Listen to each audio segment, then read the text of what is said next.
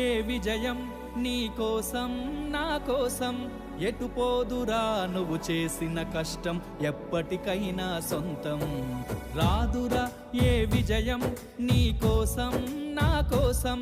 ఎటు పోదురా నువ్వు చేసిన కష్టం ఎప్పటికైనా సొంతం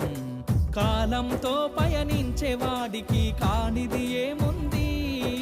సాధనతోనే సాధ్యమవ్వునని సదాశయంతో సాగర ముందుకు రాదురా ఏ విజయం నీ కోసం నా కోసం